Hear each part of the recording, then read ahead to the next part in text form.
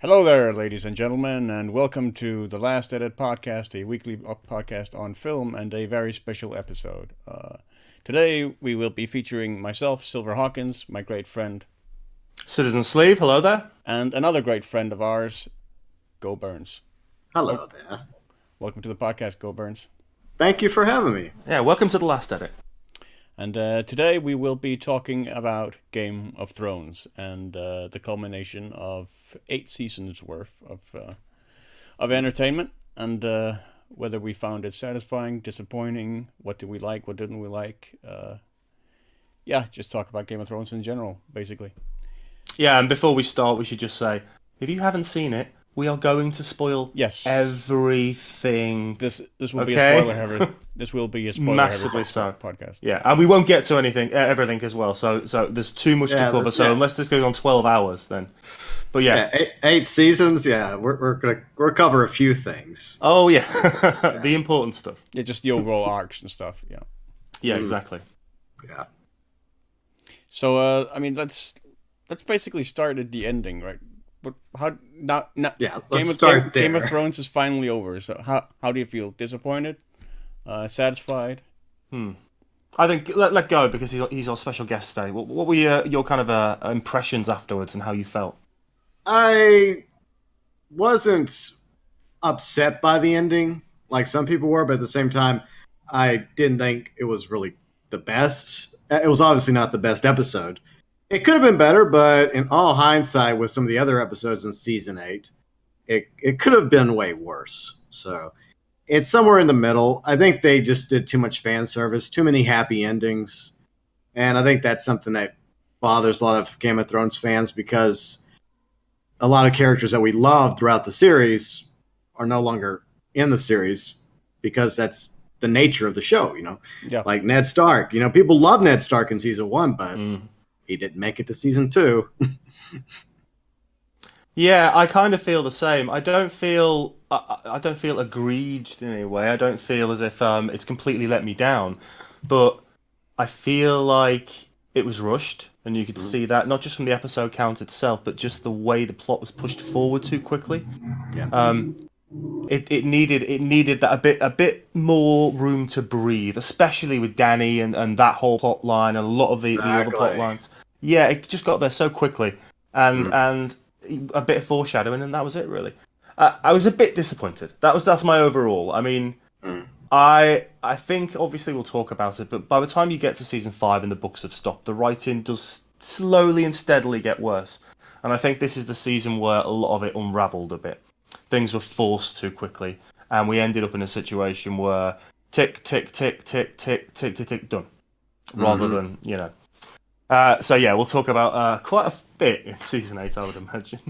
Yeah. Well, we'll get that out of the way first. Then I guess we can go backwards, right? Yeah. Get to the really good stuff. Yeah, I feel kind of the same way. I mean, I didn't really go into this season with high expectations, so my disappointment level isn't that high because my expectations were admittedly kind of low because season 7 was already on a downward trajectory, I felt. Yeah, definitely. So really, yeah, I mean, I think to me the greatest disappointment overall with just the overall trend in this season was that they started really relying heavily on what I call like television moments, moments that are like really obviously sort of created to feel cool, to make you go, oh wow, or something, or like that's really awesome, or like an example is in episode 3, The Long Night, when Lyanna Stark fights the Giant White. And the Giant White just picks her up and very conveniently lifts her up to where she can stab it in the eye. Even though, I mean, it's a white, it's not supposed to really have intellectual curiosity or anything. So it has, the only reason it picks her up and puts her that close is so that she can stab it in the eye and have her hero moment, as it were. Yeah. Now it's a convenience and that moment again. And I feel like that was completely unnecessary because Lyanna's heroic moment isn't actually stabbing the giant. It's even charging at the giant in the first place. That's her heroic moment, for me anyway. Yeah. It just goes a little too far. And I felt absolutely. I felt there were a number of moments like that in the season. I mean, there were moments like that as well in the previous seasons, but they were a little fewer and further between. I felt. Yeah, I feel like Leanna was a great character, and I'm glad they kept bringing back the actress from her first performance. And I feel like her heroism wasn't her as a fighter, because obviously she's a little girl. I mean, do you really think a little girl would be out there fighting? I mean, I know she's a Mormont. They have a proud history, just like Jay Bear. But at the same time, I mean, there's part of me that actually wanted her to live, to actually not be out there on the field like Jay Bear talking her out of it. I know they had that little conversation. I wish they'd had some more moments together, because they deserved some more moments, because they're obviously related. And I don't know. I just felt like that, same thing as Silver says, it just didn't make sense for a giant white to pick her up. I mean, if she was to die heroic, like a hero, then she should have just been killed the moment he swung at her. Bam, she's dead. Yeah, knocked to the ground, and that's it. Yeah. And it's just, there was a lot of fan service. Some of it I liked in season 8. Some of it you're just kind of like, oh, come on, really? Yeah. No, I absolutely agree. And part of the problem with that is then you're not sticking to the original kind of tropeless ideals that Martin originally set up. And the problem, one of the big problems of season 8 is it just becomes fantasy tropes. Mm-hmm. And that's the reason the first 5-6 seasons play so well, because they subvert all of that. And that's what makes the show so wonderful, killing off main characters without batting an eye about them. And you get to a point where, I mean, the Night King, for instance, let's talk about that. I mean, talk about convenience. Well, first of all, plonking it in the middle of the series, it felt like a very weird payoff. Yeah, it should have been further on, and that's what I mean by, we talked about needing 10 episodes again, and it really, really did. That should have been episode 7 or something, and then you kick in, or episode 6, and then you kick into the change of Dany becoming the Dark Lord of the Dragons, whatever it is. But the Night King, okay. First of all, why did you send all of your Dothraki out into the snow on their own, without support, to an unwavering Night King army waiting to smother you and kill you all? And how conveniently do those numbers replenish? Respawn. Respawn, man. Later on when she's attacking King's Landing. It's like, where's the logic gone? The Dothraki, to be fair, the Dothraki hadn't really respawned all that much. I think there were maybe a couple of hundred. The ones that had really respawned were the Unsullied. We saw that. Yeah, I mean, the Dothraki were maybe like 200, and she came with an army of what, like 5,000 or 6,000 or more. Yeah. So she lost like 4,800 men at in the long night. So that's the still impossible like to beat White Walkers. Yeah, it's like, what? Come on. Maybe there was some serious conscription going on, with the march down to King's Landing, and she was just taking people from various towns. Possibly, okay, you're an Unsullied now, but we're not going to do the choppy. Hey, you have a horse? You get to be a Dothraki. And good luck understanding High Valyrian. Yeah. Yeah, absolutely. But that was such a stupid charge. I mean, I'm not a military expert, but I do know a little bit about military strategy. I played a few Total War games like you guys have, and I know how the Dothraki work. That's the way they work. They're supposed to go into battle headlong without a care in the world, but it was stupid. Yeah, it was just to sacrifice them. It's like, come on. And it goes back to what Silver was just talking about a moment ago. It was for a TV moment. Yeah. Because it looked cool. And it did look cool. But, so many videos, like one I liked was from Invicta. It's a really good YouTube channel where he does a lot of, history battle strategies and stuff. Yeah. He's been covering a couple of these battles, and, he's been scratching his head about it as well. Like, this doesn't make any sense. And most people feel the same way. I think I had less of an issue with like the battle strategies of the Long Night, largely because it wasn't really a battle they played to win. There was no way they could win that battle. That battle was entirely meant as a delaying action in order to get the Night King into the garden with Bran and then attack him there. Yeah. Yeah. So in that sense, I had less of a problem with it because they didn't really play it to win it. They just played it to delay it as long as possible. But even then, I mean, parts of it were bizarre. Like you had like the ballista trebuchets, at the front of the line, like really silly.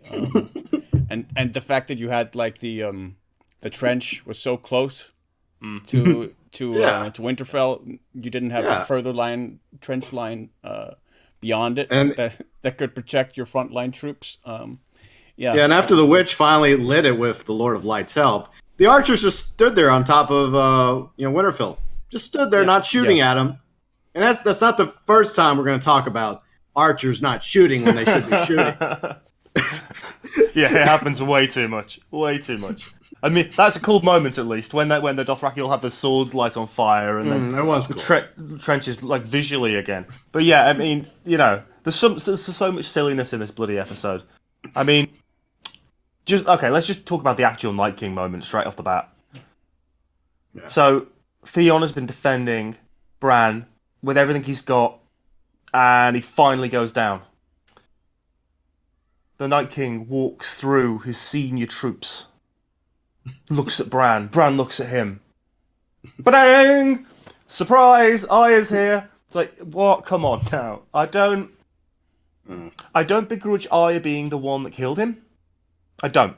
Even though she's actually probably had some of the baddest ass moments through the entire series at this point. Some really, really big moments. Mm-hmm. I wanted it to be Jon Snow. I just did. Because he doesn't really do much in this episode, apart from not quite get into the battle.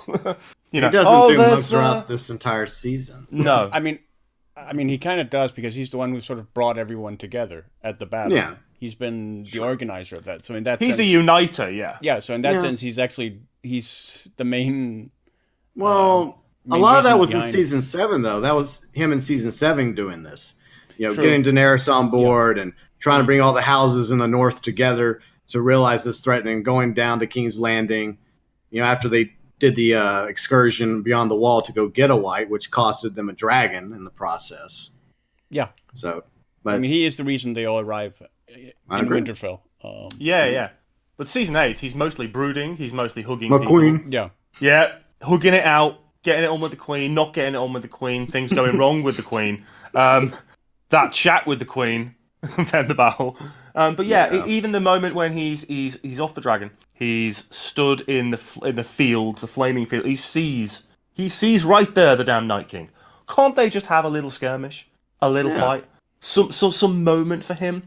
Because I don't feel he had one really big, impactful moment in the season. Really, No, I mean, I think that's a fair assessment.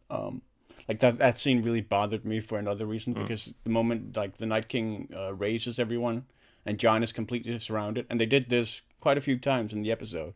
Then they cut away, and when they cut back, there are only like 20 guys or something, something like that around Jon, even though he was like completely surrounded. a slaughtered battlefield.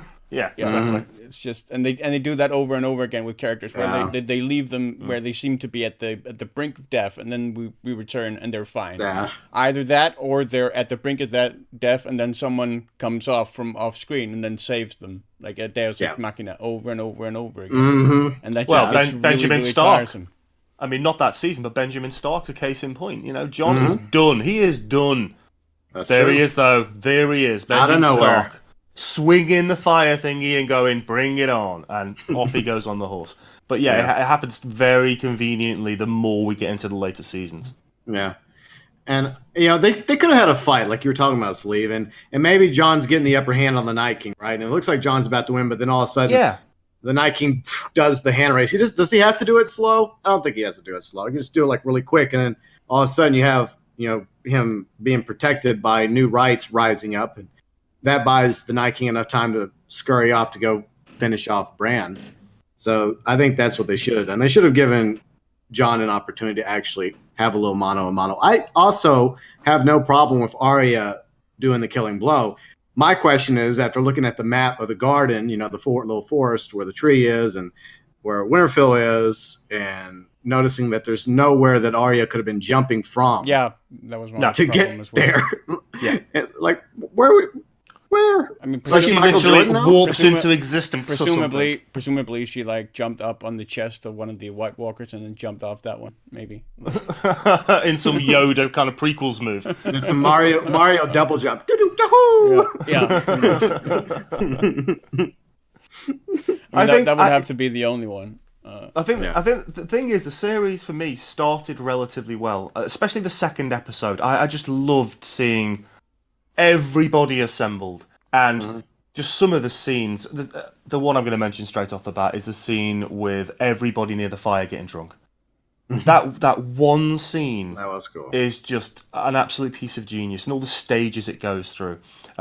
Tormont coming in and talking about how he slayed a dragon when he was 10 and then sucked on its teeth to get big. Yeah, giant's bane. And his still kind of want for Brienne. And then the other little story going on between Jaime and Brienne, and then the knighting that takes place, and that emotional moment when she becomes what she's wanted to be for a while.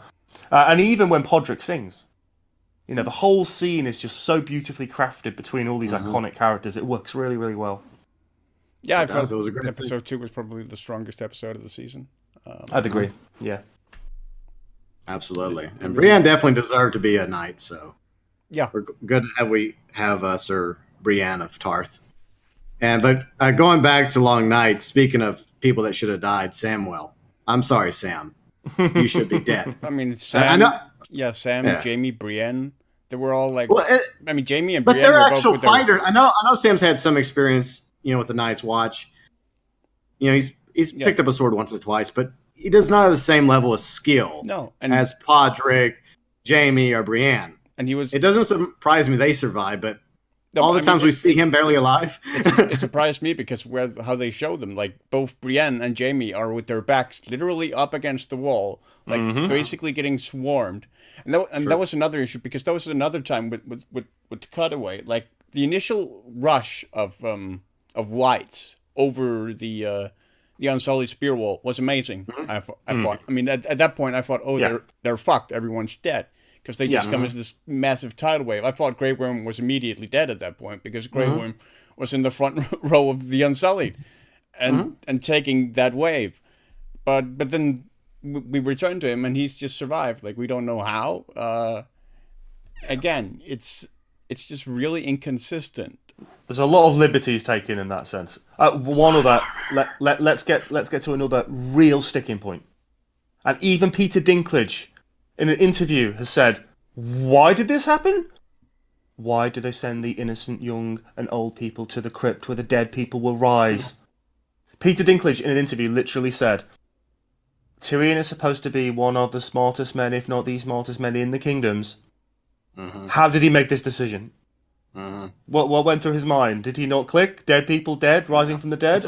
It's also pretty impressive that the white from last season that they captured, it couldn't break through a wooden box. But now they can break through stone sarcophagus. Stone crypts, yeah. Maybe it's a distance thing, right? Maybe it's like Wi-Fi, because the Wi-Fi was so weak from the white all the way down to King's Landing. So the Night King up there north of the wall, but because that Wi-Fi is really strong, that's why they got the cement, maybe. knocking power. I love that. White Walker Wi-Fi, that's brilliant. Yeah. Could be. I'll have to use that again. But I think the issue is it was D&D thinking they were clever. And most of the fans already realized what was going to happen. Most people understood like going into the crypts was a bad idea because I would say the average Game of Thrones fan is pretty intelligent. And I think that's one of many instances where the fans are left scratching their head in season 8. Yeah. Yeah, there are moments like that throughout. That's the problem.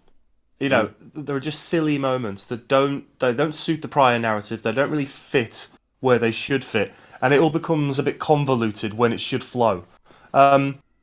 It's a shame that, as Silver said, much of the 8th season becomes spectacle. Here's a spectacle. Here's a spectacle. Here's a spectacle. Really, the last two. I mean, this goes to something Go more or less started off saying, but really, in the last 2 seasons, the show has lost a lot of what made it the show, which was the smaller character moments, where there was basically just 2 characters talking to each other and developing character, not necessarily for plot, but purely for reasons of character.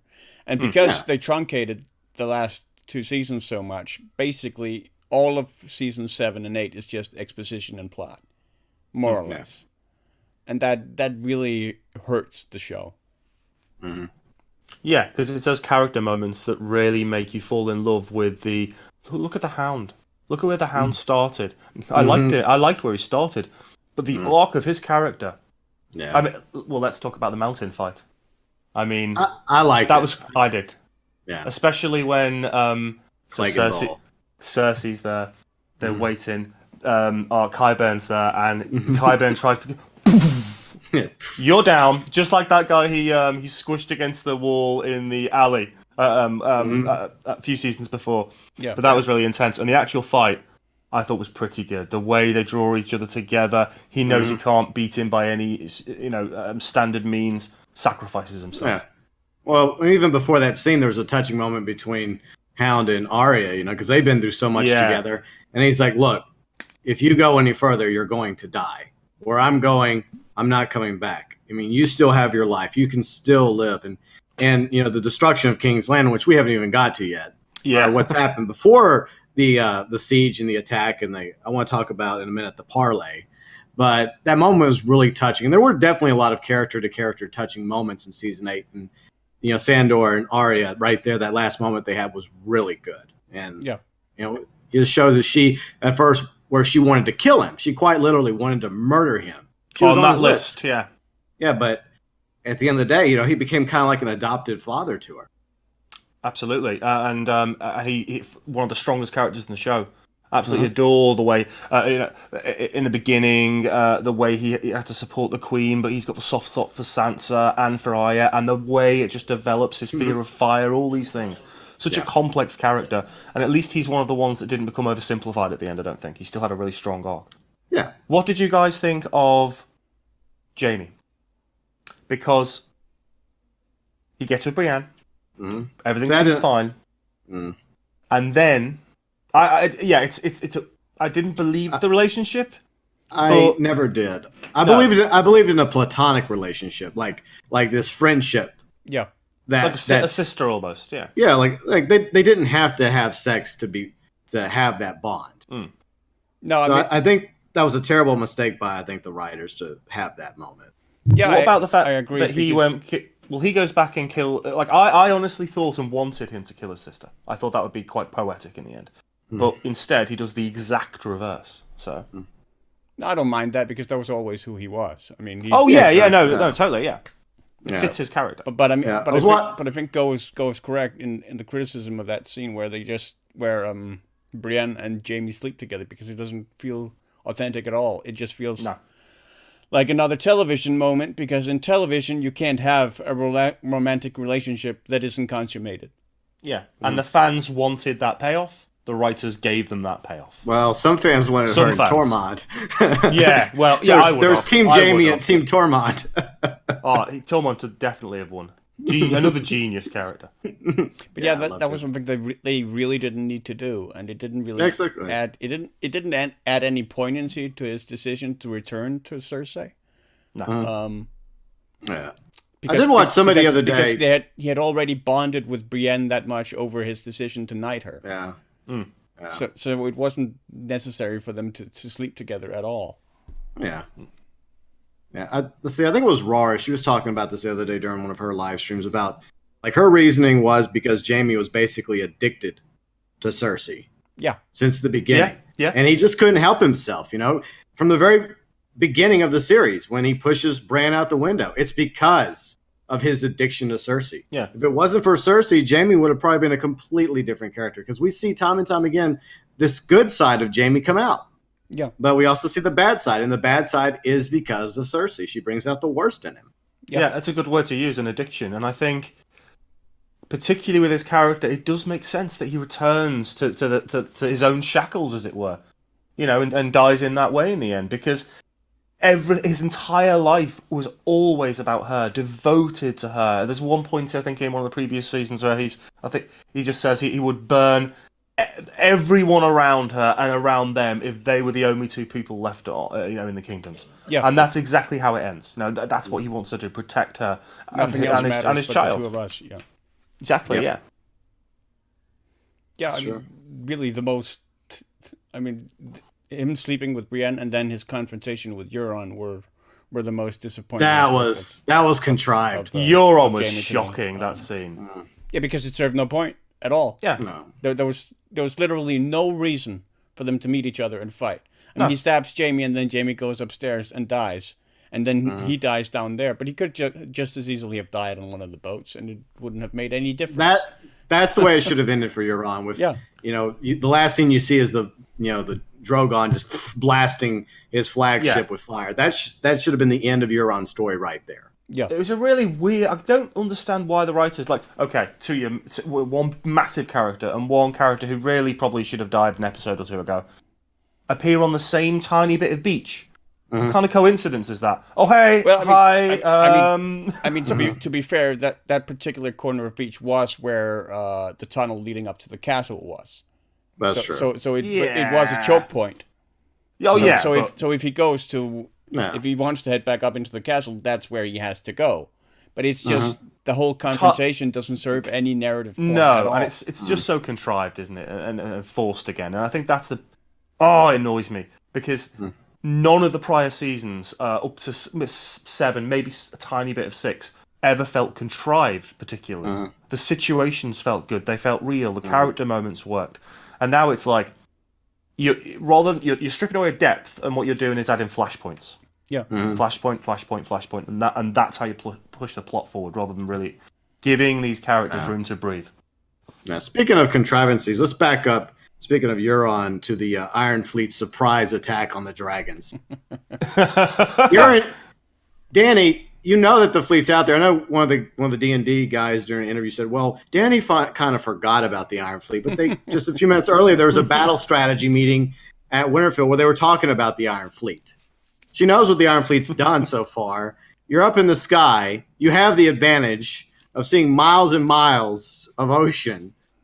I mean, you would see the Iron Fleet coming your way before Euron had even a chance to fire one single scorpion at her dragons. It was ridiculous. Yeah, it's like, oh shit, fleet! Yeah, that whole moment. I mean, the issue wasn't Rhaegal the dragon dying. The issue was the way in which the dragon died. I mean, if they had moved that to happen during the attack on King's Landing, so that Rhaegal would have been a great spark. Rhaegal was killed while charging the Iron Fleet. That could have also served as a further direct spark of Dany's descent into madness. Exactly. And it would have suited that battle as well. It would have really worked. A real massive loss. But yeah, I think the way it's presented in that episode is just incredibly contrived. Like 3 shots, all of them hit, no misses. It's only when Rhaegal dies and crashes that they start missing, and then they miss every shot. Well, I feel like the loss of Missandei at the end of that episode is enough for Dany. Enough of a little spark, because a couple episodes prior, she loses J-Bear, right? Yeah. So, bam. Right there, another stab at her heart. And then finally, Rhaegar, in the battle is the last one. But speaking of the parlay, I have to talk about this. Why didn't Cersei, after she had Mountain decapitate poor Missandei, just say, boom, Dany's right there, Grey Worm's right there, Tyrion, along with Viserys, the Unsullied, with Drogon in the background. Why didn't she just finish him right then and there? We know what Cersei's capable of. Obviously, the parlay was over. She wasn't going to surrender. That was Cersei's moment. I mean, definitely. Go. Cersei plays by the rules. We all know this. What? Apparently now.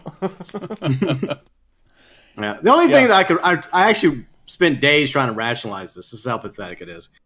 My only rationalization is she thought that even if she was to kill Dany and all them at the on the ground, that Drogon would get to her before she had a chance to get off the wall. That's the only way I can possibly explain why Cersei didn't do it, because of dragon insurance. But that doesn't really make sense to me, because Drogon was on the ground, which is but he would have quickly got up and he would have been kind of pissed if Mommy got killed by some scorpions. Well, presumably they would kill Daenerys with arrows. They wouldn't need to kill her with scorpions, and they would shoot at Drogon with scorpions, because Drogon can't just immediately take off. Like that's true. That's true. He needs. I think he needs some momentum. The question is, was he far enough back to where they couldn't hit him at the moment? Because he seemed pretty he had a safe distance from the scorpions. Considering the distance with which they sniped Rhaegal. That's true. And he was on the ground. He wasn't flying, and that's another issue. How the hell did you hit a flying dragon? Well, yeah, as you said, you've got a still dragon on the ground. You've got the troops there. If you attack now, they would not expect that. And if you're Cersei, surely you just want to go at them. Go at them when there's even a slight vulnerability, and that is you've just chopped off Missandei's head. The emotion is there. Dragons on the ground. They're not expecting it, but instead, no. Yeah. We'll wait for them to come and murder us all. Yeah. Because if they'd have taken out, Grey Worm, Daenerys, along with Drogon, it's basically over. Yeah, that's it. Done. The Dothraki will not follow anybody except for the person that takes over and kills their leader. So technically they would follow Cersei, or else they would just start roaming around doing what they do, right? And the Unsullied would no longer have Daenerys or Grey Worm, so what's the Unsullied gonna do? Yeah, I think the Dothraki will probably go home because they've left like all their families and such back home in I'm assuming that's what happens at the end of the series anyway. Yeah. So am I. Like some elaborate Lord of the Rings ending. What we get one individual ending for every single Dothraki. But it's better than what happens to the Unsullied. They go to the Nath to get butterfly fever. Oh man! Okay, all right. Well, let's talk about the actual destruction of King's Landing then. Okay. Okay. So we knew Dany was going to turn. It became incredibly predictable.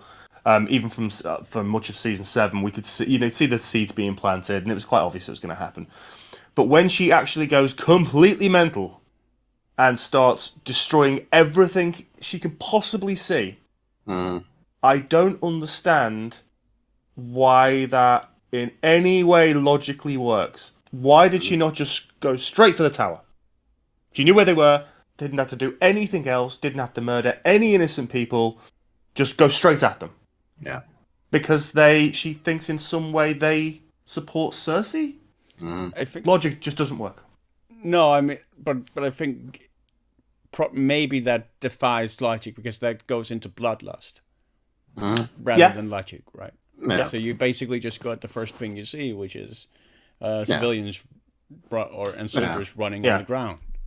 Just gone past the tipping point, and then you just revel in the carnage because you're sitting in front. You're sitting on top, rather, of the most powerful weapon of mass destruction in this world.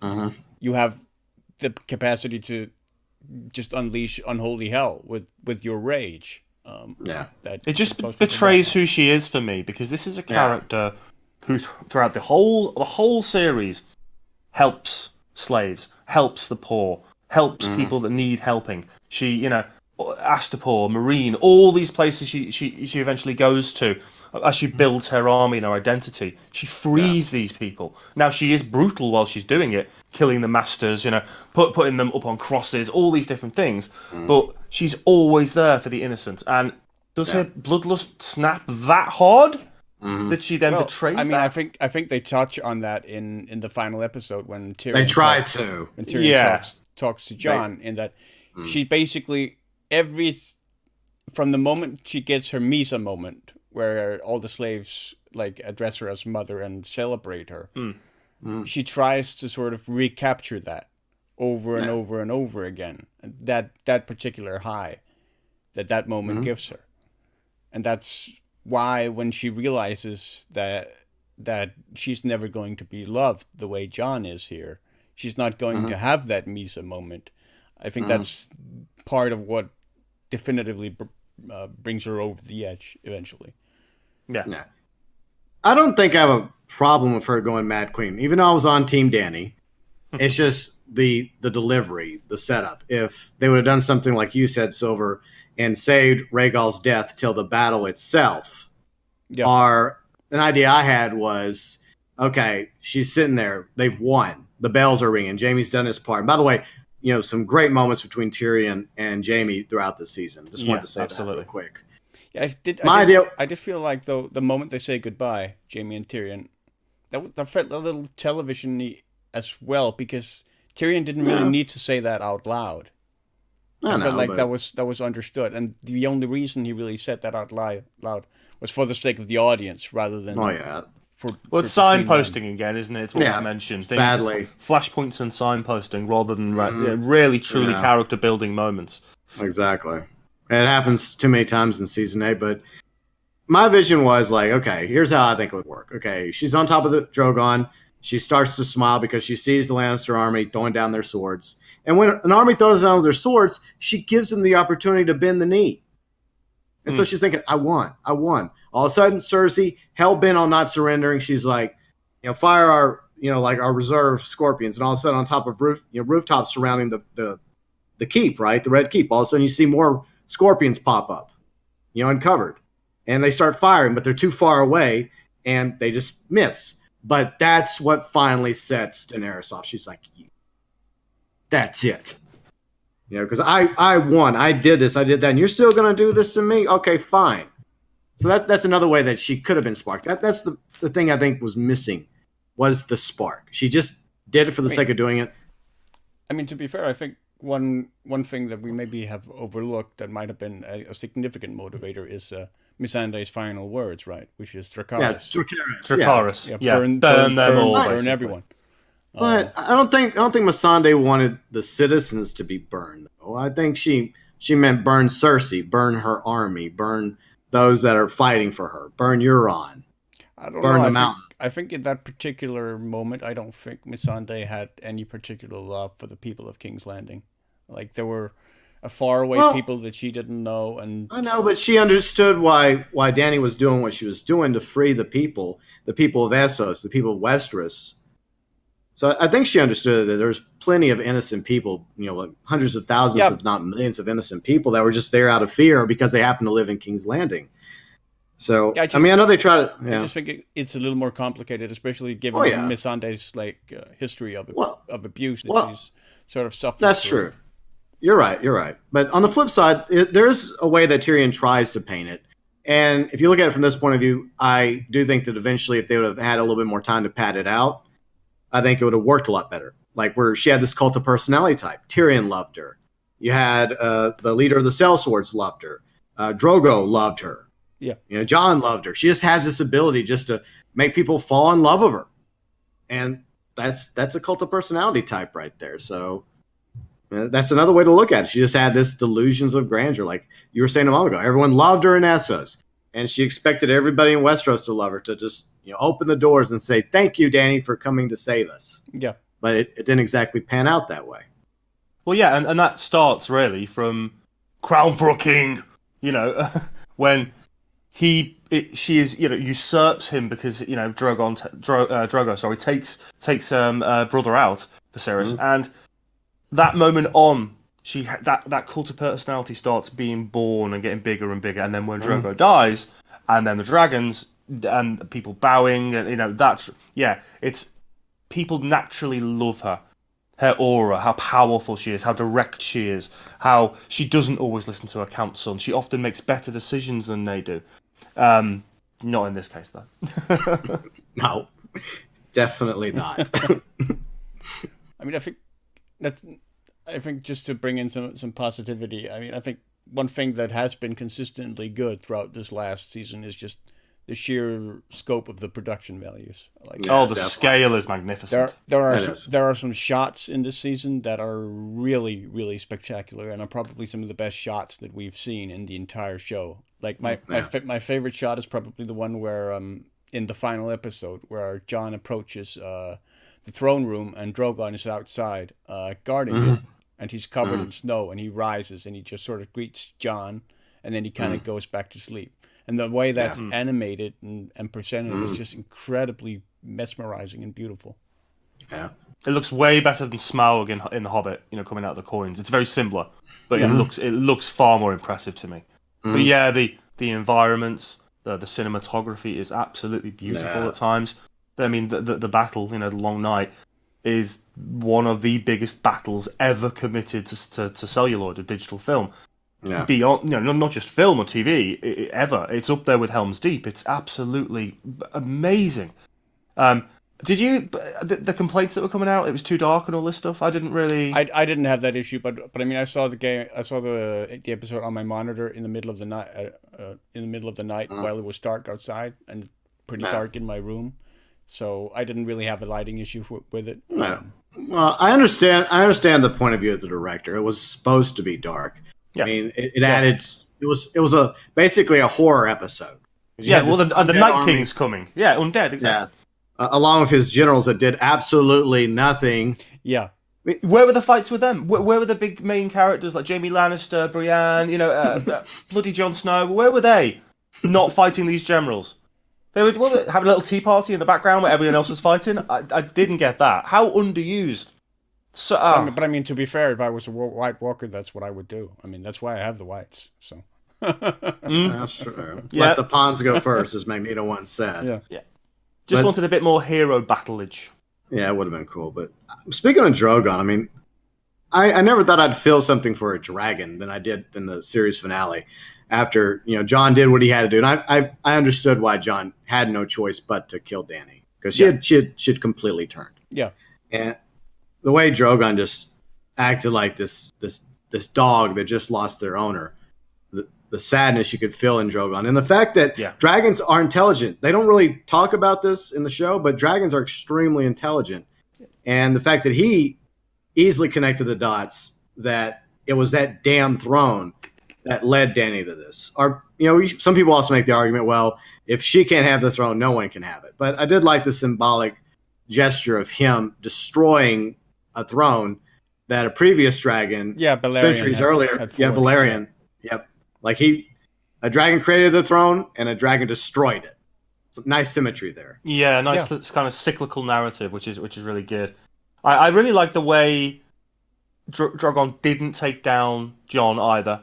That he understood in some way that Dany wasn't who she was supposed to be anymore. He in some way understood, and that the way he picks her up and then flies off into the distance is I thought quite poetic. I really liked the shot. I really liked the way he did it, and it's a really beautiful composed scene the way it looks.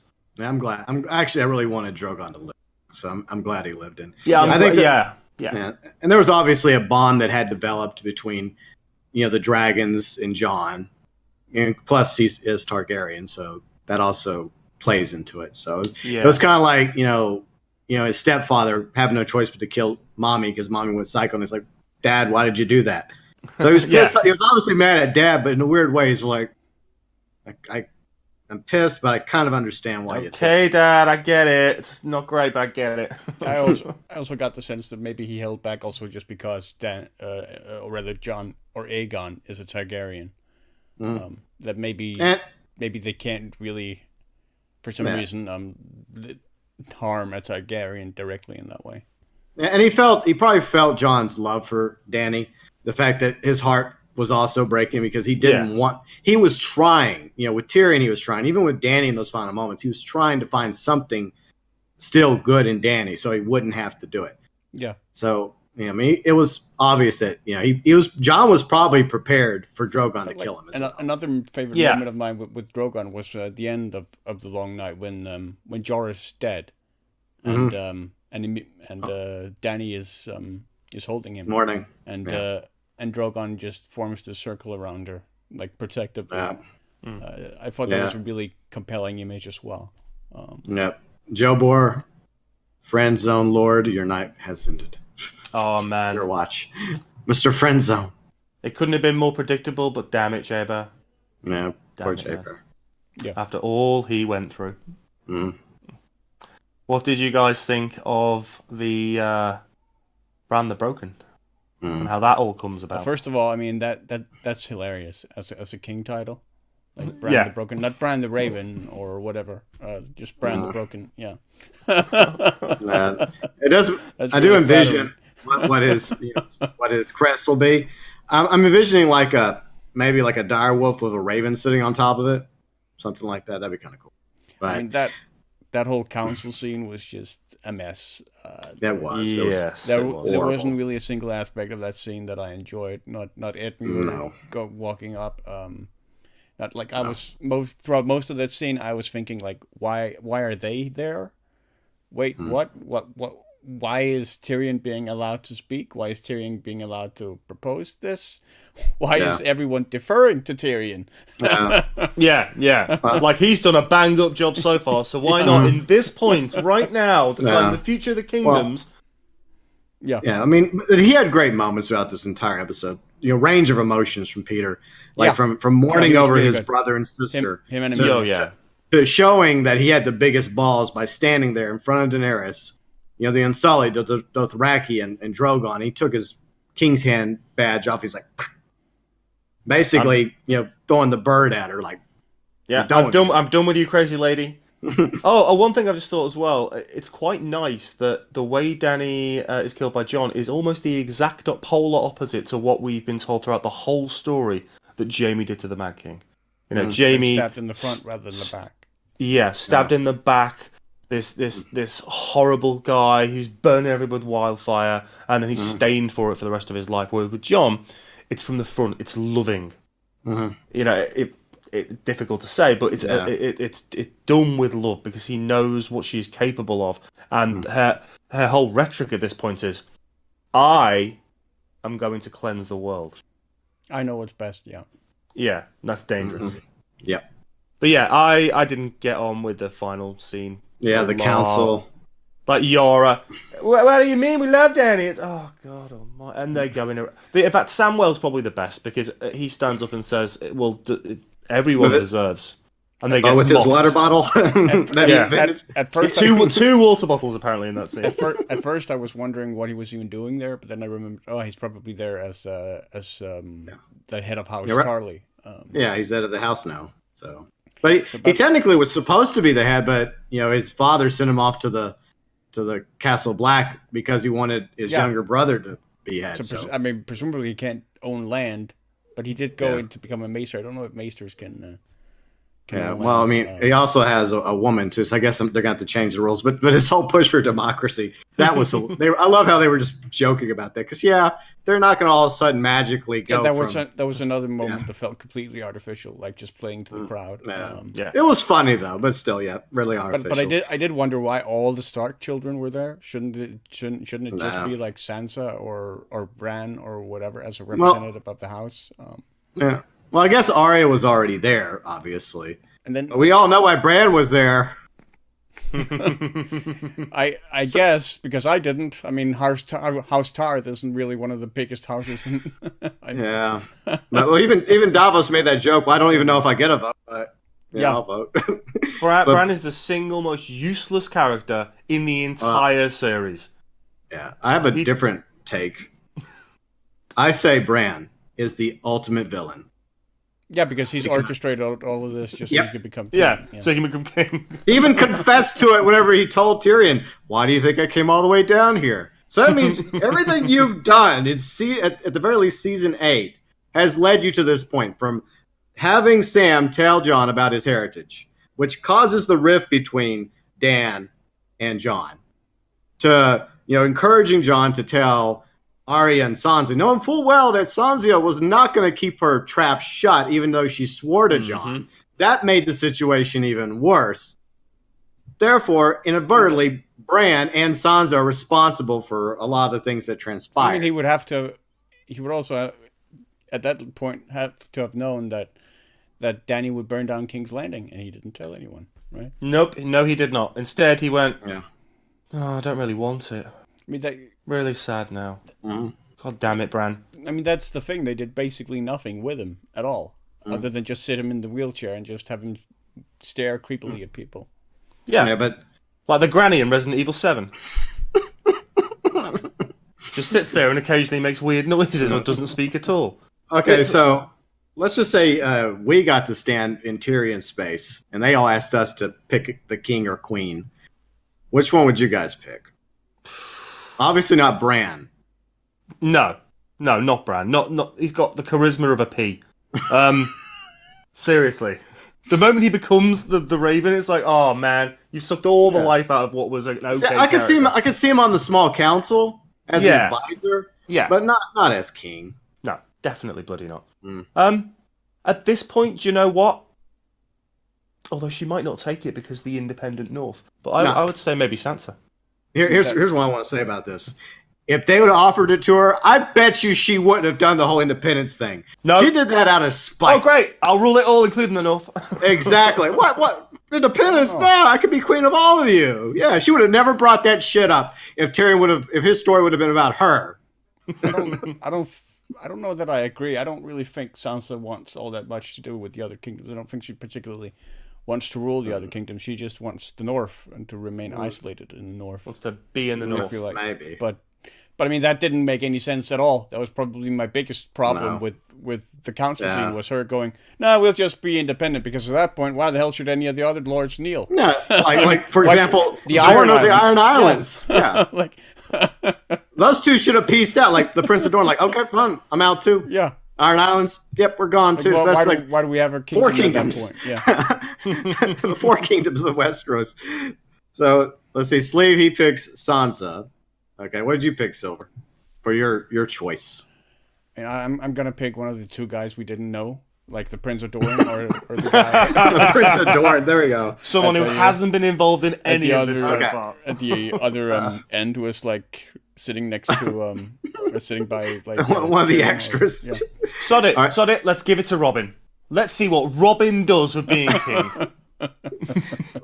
All right, so my choice. My choice. Scribbled out the moon door. Yeah. Yeah, exactly.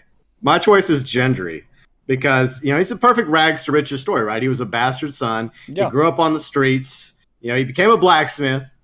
He's basically a hero because he was helping forge the dragon glass weapons against the White Walkers, and becomes a Baratheon, right? Yeah. His show begins with a Baratheon on the throne. It ends with a Baratheon on the throne. Plus, he's a good-looking Yeah. guy, so there you go.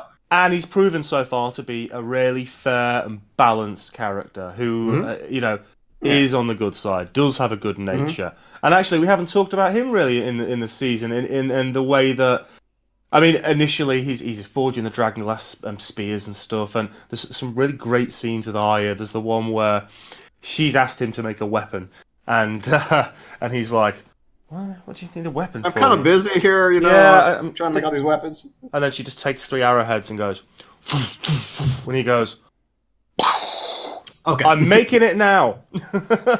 Thought that was great. And then obviously it leads on to the romance, which Fling. yeah, One night stand. fling. Because then she's like, "Oh, sorry, I don't want to be a lady. See you later. Have a good one." But nice little moments. Again, the whole sleeping with thing. It was less contrived than the other ones, I guess, because she's Yeah, like, much. I felt. going to war, probably gonna die. Let's get it on. Yeah, it makes sense to me. I'm not the red woman though. Back off. Do it yourself. So I like that. I really like the arc, and yeah, Gendry would be a good choice for me. I definitely agree with that. Yeah, I think probably. I mean, Right. out of the ones that we've seen, he would certainly be one of the better ones. Yeah. But the issue is Bran Martin's choice because they had I don't that think there's summit any meeting. doubt. Yeah. So, but at least with Martin, whenever he finally finishes those books, I know the next book is coming out hopefully in 2020, hopefully. But by the time the last 2 books come out, hopefully it'll be a little bit more explaining why it makes more sense for Bran to be the king. You would have to imagine there is. I mean, since they're going to be what, like 1,500 pages each, Yeah. probably. Yeah, that'd What- be huge. And what do you guys think about the small council? What do you guys think about Why is Bronn there? I mean, that, Yeah, why is Master Bronn of there? Coin, really? I mean that was one of the scenes that really pissed me off in episode 4. Was the one where he goes and threatens Jaime and Tyrion, Jamie, yeah, with the crossbow. because that scene was just completely. It didn't serve any purpose whatsoever. Yeah, Again, so they just it's like- needed him to do Purely, something. yeah, purely Where's fan Bronn? service. Yeah. Oh, there he is, and now Yeah, he needs he's to do something. suddenly. And somehow he's managed to get through the guards at Winterfell and everybody with this giant ass crossbow. I think they were actually outside of Winterfell, weren't they? They were out like drinking in a pub or a tavern outside the gates of Winterfell, I believe. I could be wrong, but No, it was there is, inside. like, it was inside Winterfell. okay, you might be right, but Um, I mean, they let Jamie in, so they probably let anybody in. So It's they just didn't- another. They didn't really let him in because he had to go through that whole trial, basically. It's more or just- less. yeah, good point. it's just But another he got forced character in. moment. Yeah, but he got in before they realized he was there.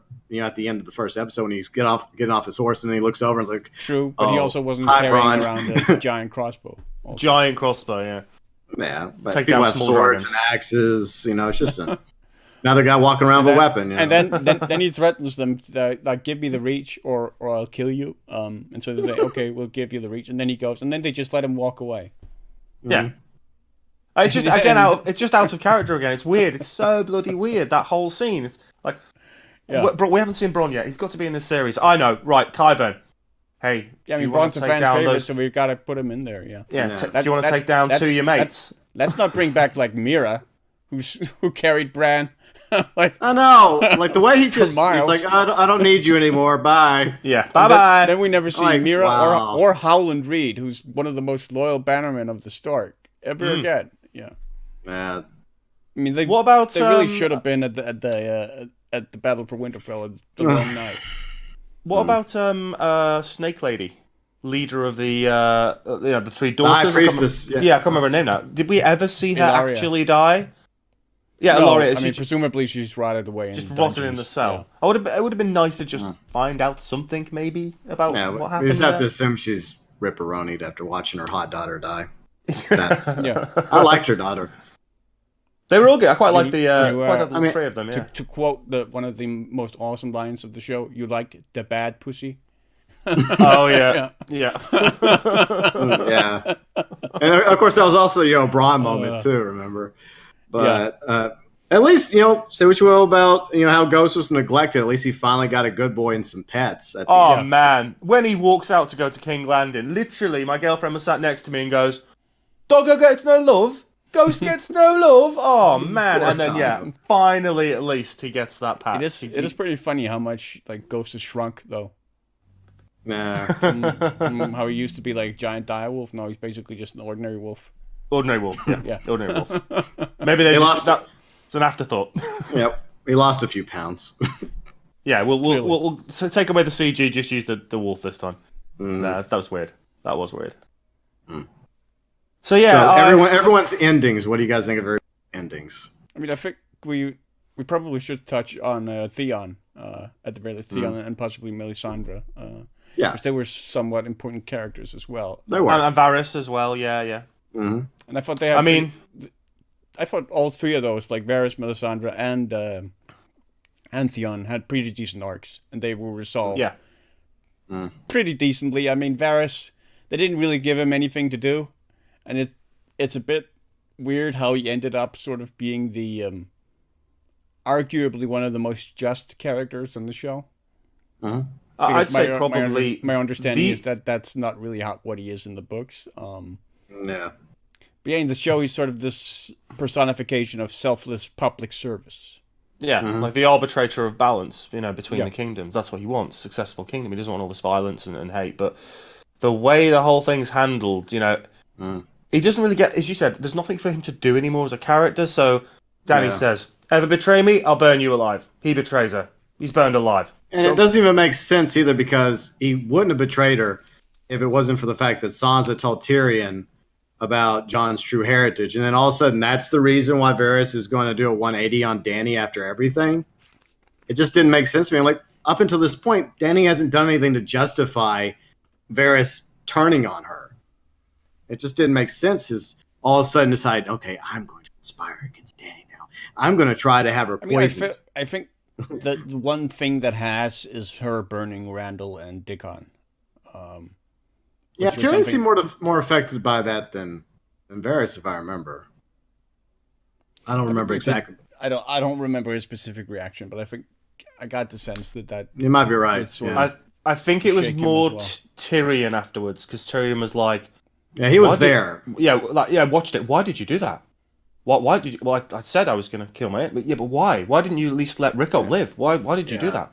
And then when Yeah. Sam finds out, and it's kind of it just breaks his heart. it breaks him for a minute, and he's like, he accepts the fact his dad was killed because I mean, him and his dad, his dad wanted him they had dead a too. contentious relationship. Yeah, Yeah, but he loved his brother and vice versa, and like going back to what we're talking about, Rickon, the fact that there was Dickon. a love between Dickon, Best name ever, yeah. Dickon. yeah, oh yeah, brilliant name. I think even Tyrion pleaded with her to send them to the wall, right? If I remember correctly.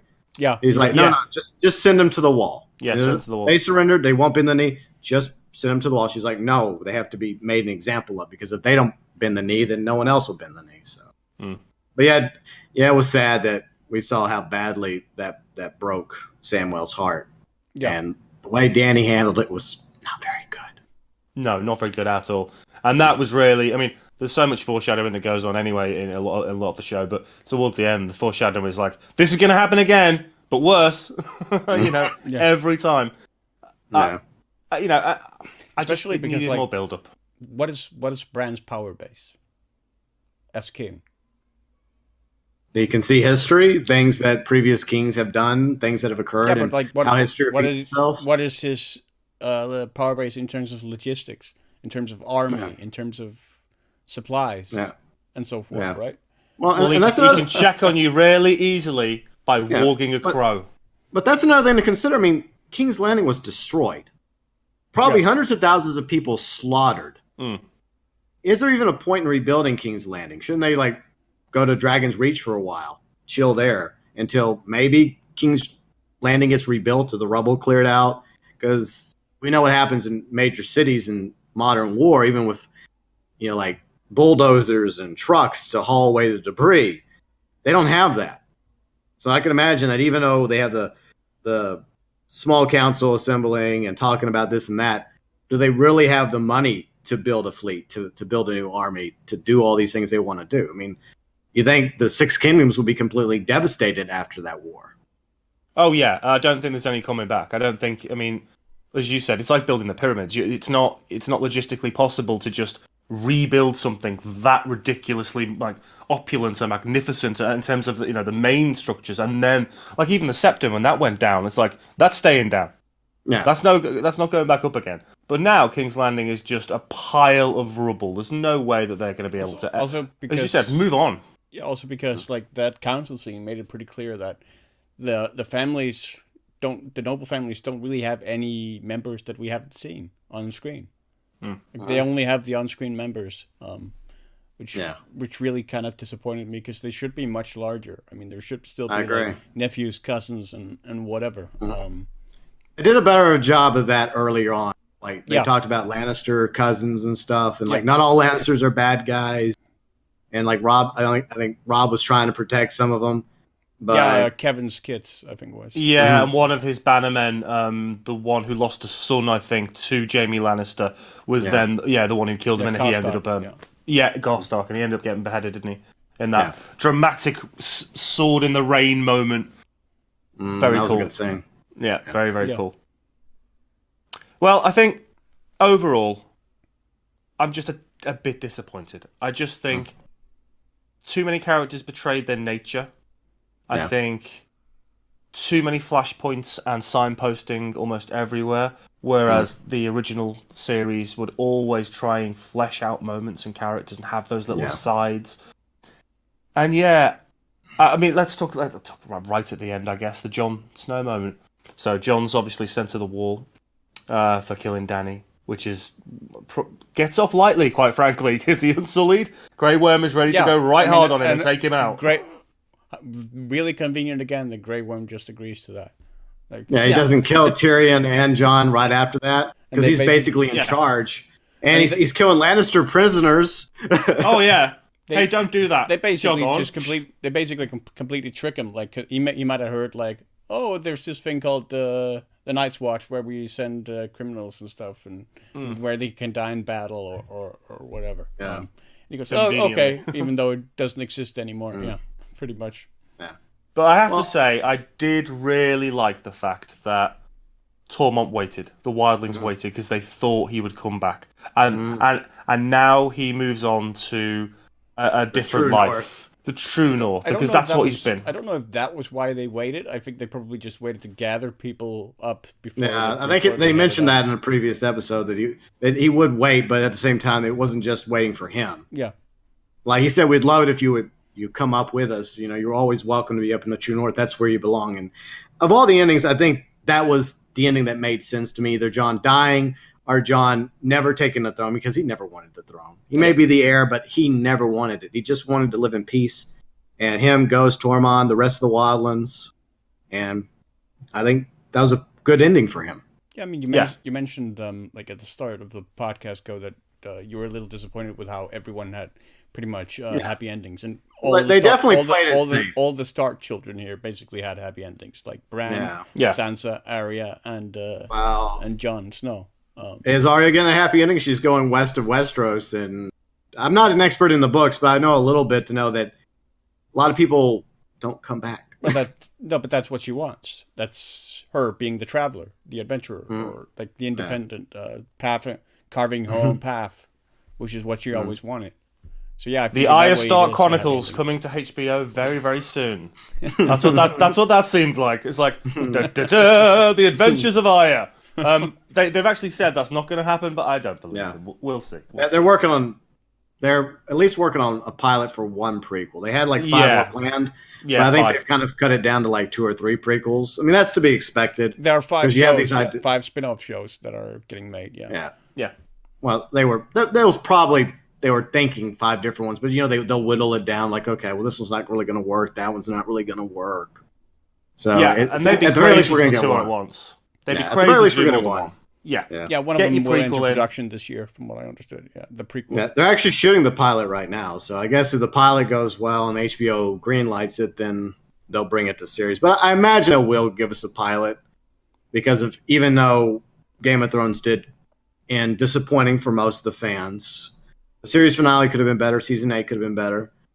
But overall, there's still a huge fan base that will come back for the prequel. Yeah. It just depends on what the prequel's going to be about, I certainly will. I mean, it's a very, very difficult one to say that Game of Thrones is the best TV series ever made. There are a lot that come close. No. There are a lot that are better in different ways, and the way this ends is what ultimately stains it, I think. I think if it maintained its quality levels and of course it's without the books. What you're relying on is an interpretation from TV writers. It's never going to be as good. Yeah, it's not just D&D's fault. You also have to, George has to accept responsibility to some degree.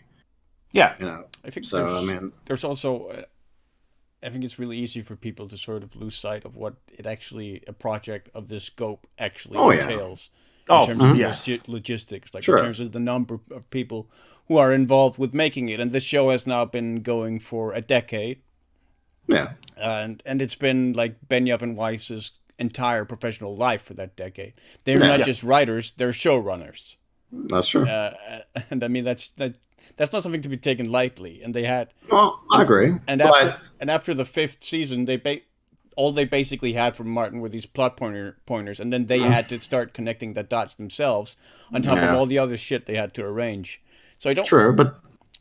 But on a show like that, they could have brought in some additional writers to help them. They could have, yeah. I mean, that is certainly a point of criticism that you can bring up. But I mean, at that point, it becomes a question of how does that affect the show? Will it still be the same show if Benioff and Weiss had said, yeah, okay, we'll let the show go to, 12 seasons or whatever, but we'll jump off here in the 8th season and let someone else become showrunners, which is what has happened with a number of other shows like The Walking Dead, which notably changed showrunner, but also sort of became entirely tonally different from that. Well, I agree. I don't like it when a show goes on too long and wears out its welcome, but I do feel like that D&D, I think we all can agree that they needed a few more episodes to make season 8. I don't think there's any debate at this point that the past at least 2 seasons have been rushed. 7 and 8 should have both been 10 episodes, with the 9s maybe even the 8s in those series being the hour and a half. We did not need 2-3 episodes of an hour and 20 minutes or whatever it was. Yeah, I agree. Because elements of them dragged on. They weren't as punchy as they've been in the past, and exposition drop, hit the floor, drop the mic and leave, because that's what a lot of it was, as Silver said, earlier on. I just... It's such a difficult series, because not only are you dealing with rabid fan base at this point, we're talking like Star Wars level of fan base. Yeah. And they all have their own conceivable perceptions of what they think a particular character should and shouldn't do. And by the end, they just fall on different lines for a lot of audience members. I think that's why it's been so disappointing for a lot of fans, unfortunately. But still great. I still love it. And I still didn't come away going, well, that was the worst thing ever. And just like you guys were talking about, you have to, despite our issues with season 8, the acting, the actors, actresses, the crew behind the entire series, the cinematography, the music, the locations, the sets. Yeah, this was definitely, we saw a lot of different emotions from Daenerys in season 8. So, but it's just overall it was a fantastic show. Yeah, I would absolutely. agree. I would definitely still recommend the show, even from beginning to end, even with the ending it had. I mean, yeah, it's disappointing, but a lot of the times I think we have a tendency we focus too much on the destination, and we don't allow ourselves to enjoy the journey if the destination is disappointing. And But I understand that a show can be gauged and judged by how it ends. oh yeah, I mean, for sure. I mean, look. I mean, the Look, series Lost. finale of Lost. The series finale of Dexter. It could have been really Dexter. good, but then they screwed it up at the very end. I mean, a lot of people hated the finale to The Sopranos. Yeah. Yeah. Yeah. So Well, it's because you've been with it for so long, I guess. I mean, for a lot of people, you're talking about a decade, or a lot of these shows run for 5, 6, 7, 8 years. You become so attached to the characters and so intertwined with what they're doing in the show that ultimately no ending is probably going to be satisfactory. that's true. It's just not. You've got too many divergent groups in the audience. It's too big a fan base. So I think they ended it as well as they could with those two writing it. I don't think there was any way round it replicating its earlier success just in terms of the depth and level of quality of the characters. No, But- certainly not after they moved beyond the books. No. Yeah, exactly. And as you said, Go, the performances are still outstanding. Peter Dinklage is still outstanding throughout the show. Emilia Clarke is still outstanding. Yeah. There are so many wonderful performances, and they all do a great job in finishing those characters' stories off. And poor Lena. I mean, she barely had anything to do this last season. Yeah, just sat in a tower she's now fantastic. again. Sipping and- wine, yeah. Yeah, sipping wine again. She Being was pissed so off by underused in Euron. season 8. It's ridiculous. Yeah, there should have been more cutbacks to her and what she was planning, because all we really knew was gold cloaks were coming, Euron's being a bit of a dick, because that's what Euron does. Yeah, and Freaking Golden Company. That was honestly that was honestly also fairly disappointing in season 7. I felt where there wasn't really an aftermath of her blowing up the Sept. Yeah, That wasn't really addressed. Yeah. It just kind of happened, and then we Just moved on. happened. Yeah. Well, she never officially took responsibility for it. She's like, oh, accident. I guess they put some wildfire under there. Oops. Boom. wasn't Shit me, happens. didn't do it. Yeah. Maybe. Yeah. I was up here in the Red Keep the whole time. I didn't do it. Yeah, hands away. Cersei Like, Lannister does nothing. My son died. Mourn him. Mourn my son. Can I be? Yeah. All right, well, let's do a full circle back, and Okay. let's talk about the pilot, the first episode. Now, I remember the first time I saw it, and just how into it I was. That beautiful opening with the two rangers and the kind of head ranger at the time, who have been sent beyond the wall to check for wildlings, as they often are. Just the way the whole sequence is built up between those two kind of underlings and the captain ranger who wants to just push on, and they're like, oh, this seems a bit dodgy, and then the dead bodies and the girl and the build up to where we eventually see the White Walker, and then the Game of Thrones scene kicks in. I think is one of the best establishing atmospheres in a TV show I've ever seen. And from that moment forward, and then the Game of Thrones theme, which now is just a loop in my head forever because it's so iconic.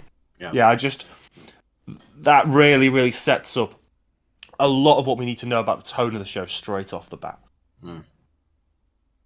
Yeah, I agree. I felt it was probably one of the strongest pilots to a show that's ever been made. It wasn't the original pilot, though. Apparently, To a lot of, no, I mean, I think to a certain extent, it mirrors in setting the tone. It mirrors the pilot of The Shield. If you ever saw that, which interesting.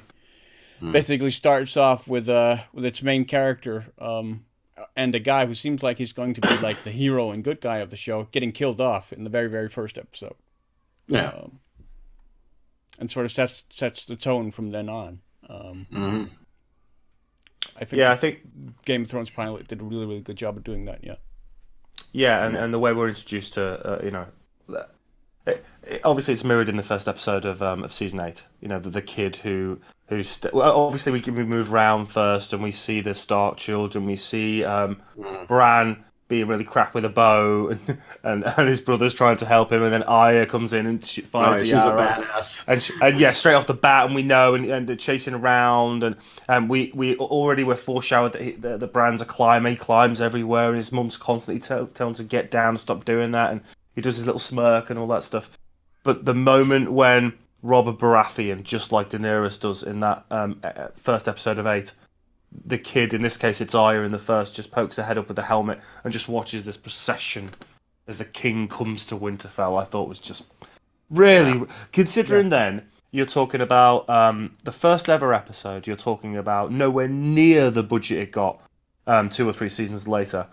And Mark Addy as Robert Baratheon... Yeah, one of the best nails on the it. show. Yeah, absolutely nails it. Yeah,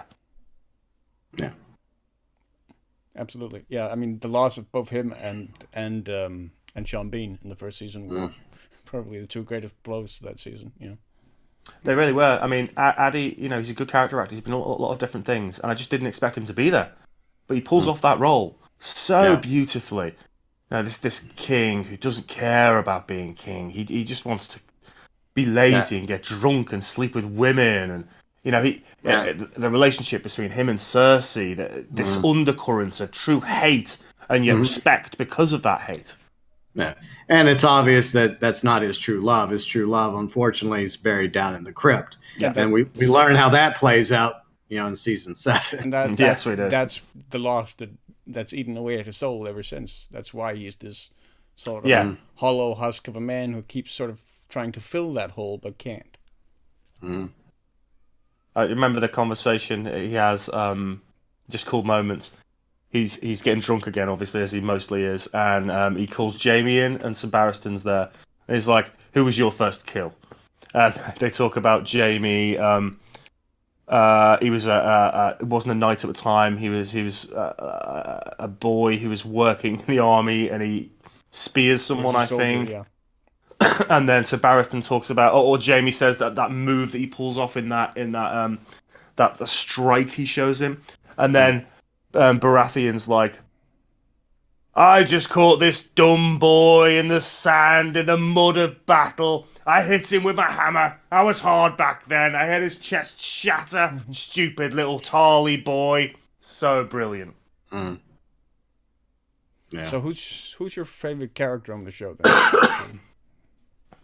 I would have to say Tyrion. I mean, from the first moment we're introduced to him, you know, where he's in the brothel and he's just making some smart-ass comments about how he wants to go up to the wall and piss off the edge of the world. And he quite literally goes up to the wall, and you instantly see this bond between him and Jon. And at first, I don't like Jon. I'm like, because he's coming across as kind of moody. I mean, it's amazing to see how the kids go from the first episode to where they all plan out. I mean, some of them don't make it. Again, as a testimony to how long this show has carried on, all of the Stark children have literally grown up on this show. Yeah, become adults. Some of them died. Well, yeah, fair enough. Rickon, but even Rickon kind of grew up before he died. Yeah, sure.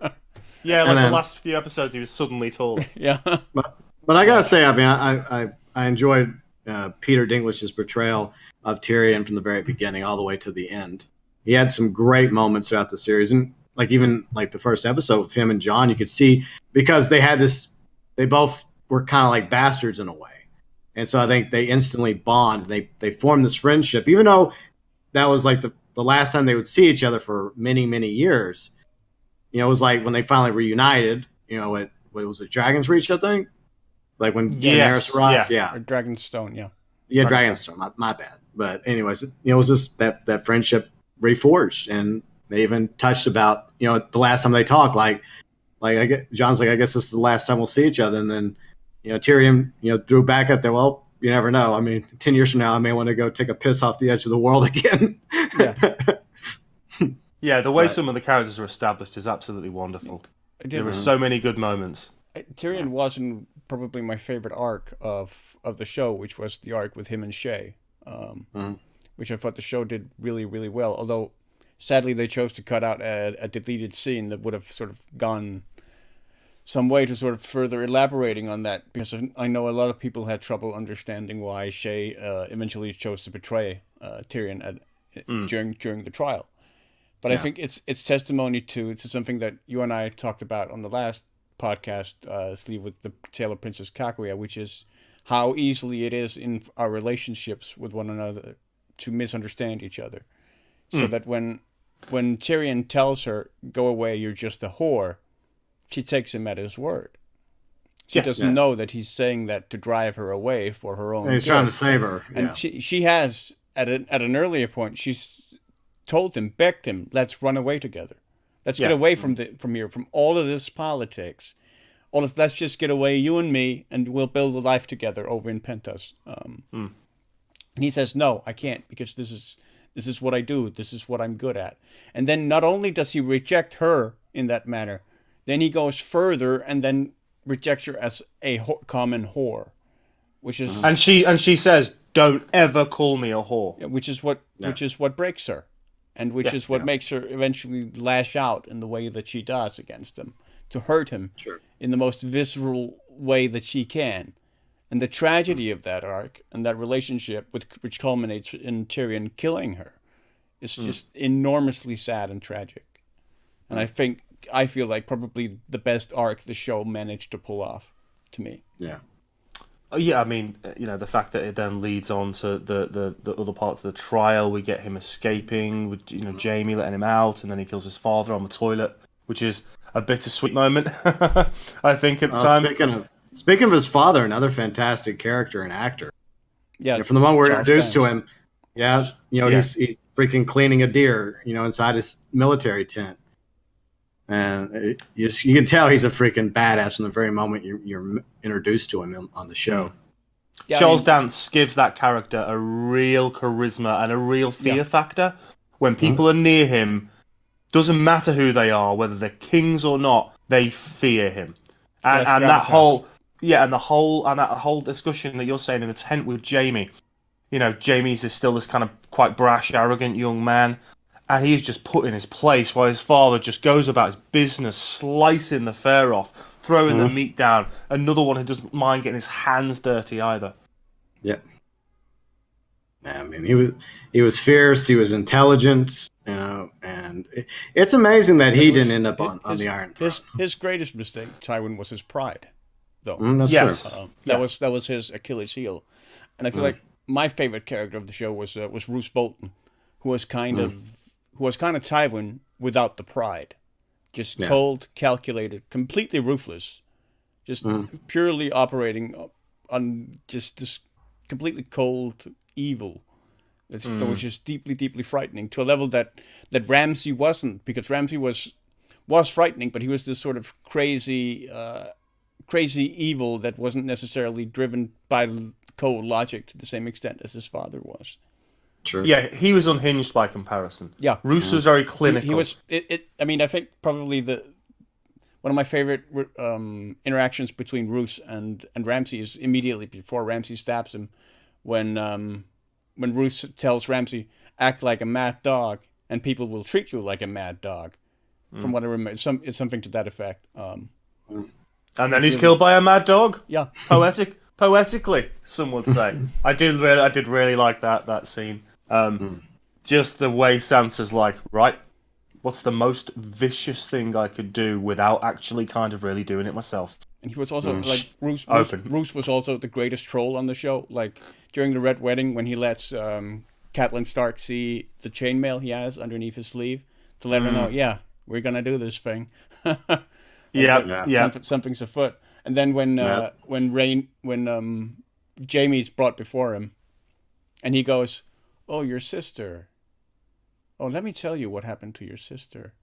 And he makes this mocking, sad performance, like he's gonna tell her the bad news: the King's Landing got sacked by Stannis, and that Cersei is dead. And you can see Jaime's kind of being on the verge of breaking down, and then he goes, "No, your sister is alive and well." I remember that scene. Yeah. But the Red Wedding just completely caught me off guard. Yeah. I mean, I already knew that this was like, I didn't watch it air. This was like sometime later.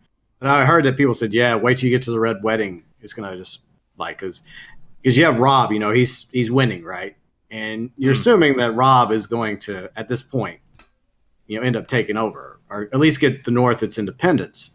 And the fact that he fell in love with somebody else, yeah, that caused some negative consequences. Just a touch. Love is the death of duty, as That's true. as That's Master true. Aemon said. I think at that point we knew that 9 was the episode people died. So when I got to season 3, yeah, the Red Wedding was something else. Like I am pretty good at predicting shows and films. It's what Silver and I are very good. I'm sure you as well. But when you get an episode like that, when you're totally sideblinded, we were just sat watching with our mouths aghast. We were like, "Wow, that for a series to do that." That is some serious brass balls. Yeah, I mean, stabbing a pregnant woman right in the belly. Yeah. And at that point, the young wolf is a series linchpin. He's beaten Tywin. He's captured Jaime. He's leading the armies of the North. He's the king in the North. Done. Yep. And that's what made Game of Thrones so great in those initial 4, 5, 6 seasons. Really, really intense moments that you just don't see coming. Yeah, I completely agree. Yeah, So there was who's so many Who's your moments. favorite character, Sleep?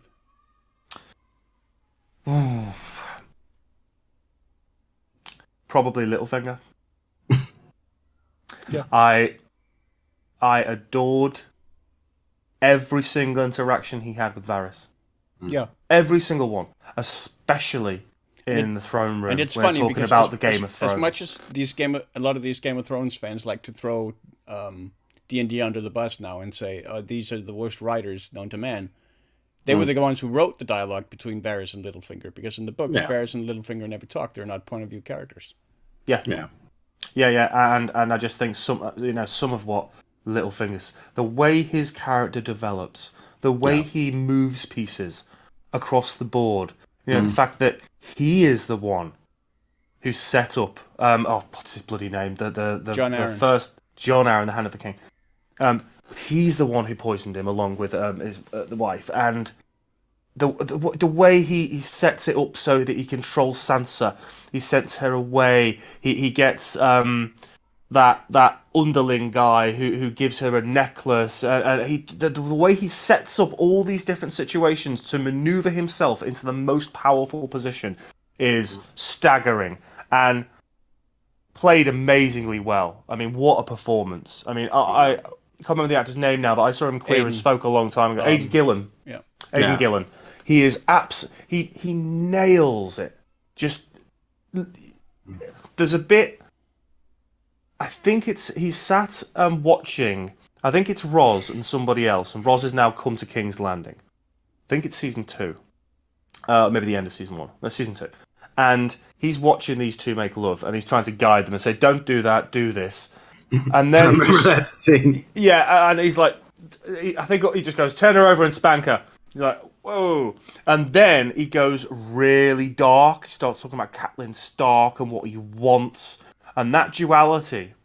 Oh man, Littlefinger is Littlefinger. I think is my favorite character. Yeah, that's fair. How did you feel about his staff in season 7? I liked it. I did quite like it. I thought the setup was relatively good. You're starting to sense that Sansa already understands from prior season exactly now what he is like, who he is. Yeah. She's been learning from one of the best liars there is, and that's true.